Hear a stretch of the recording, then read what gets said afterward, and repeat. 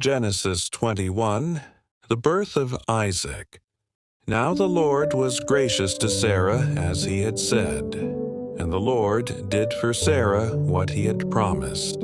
Sarah became pregnant and bore a son to Abraham in his old age, at the very time God had promised him. Abraham gave the name Isaac to the son Sarah bore him. When his son Isaac was 8 days old, Abraham circumcised him, as God commanded him. Abraham was 100 years old when his son Isaac was born to him. Sarah said, "God has brought me laughter, and everyone who hears about this will laugh with me." And she added, "Who would have said to Abraham that Sarah would nurse children? Yet I have borne him a son in his old age." Hagar and Ishmael sent away.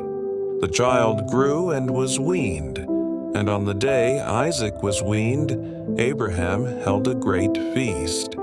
But Sarah saw that the son whom Hagar the Egyptian had borne to Abraham was mocking, and she said to Abraham, "Get rid of that slave woman and her son, for that woman's son will never share in the inheritance with my son Isaac." The matter distressed Abraham greatly because it concerned his son. But God said to him, "Do not be so distressed about the boy and your slave woman. Listen to whatever Sarah tells you, because it is through Isaac that your offspring will be reckoned. I will make the son of the slave into a nation also, because he is your offspring." Early the next morning, Abraham took some food and a skin of water and gave them to Hagar.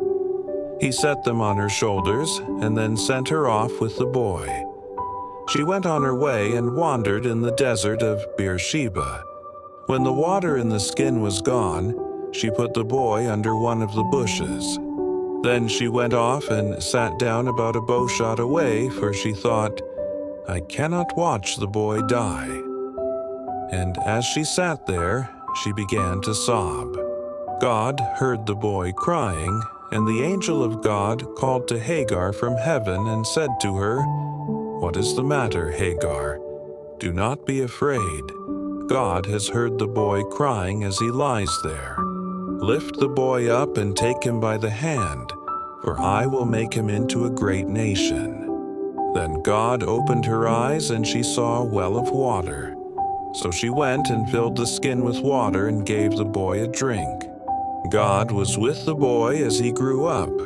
He lived in the desert and became an archer. While he was living in the desert of Paran, his mother got a wife for him from Egypt, the treaty at Beersheba. At that time, Abimelech and Phicol, the commander of his forces, said to Abraham, "God is with you in everything you do. Now swear to me, here before God, that you will not deal falsely with me, or my children, or my descendants. Show to me and the country where you now reside as a foreigner the same kindness I have shown to you." Abraham said, "I swear it." Then Abraham complained to Abimelech about a well of water that Abimelech's servants had seized. But Abimelech said, "I don't know who has done this. You did not tell me, and I heard about it only today." So Abraham brought sheep and cattle and gave them to Abimelech, and the two men made a treaty. Abraham set apart 7 ewe lambs from the flock, and Abimelech asked Abraham, "What is the meaning of these 7 ewe lambs you have set apart by themselves?" He replied, "Accept these 7 lambs from my hand as a witness that I dug this well." So that place was called Beersheba, because the two men swore an oath there. After the treaty had been made at Beersheba, Abimelech and Phicol, the commander of his forces, returned to the land of the Philistines.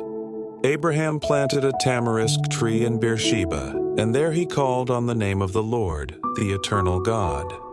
And Abraham stayed in the land of the Philistines for a long time.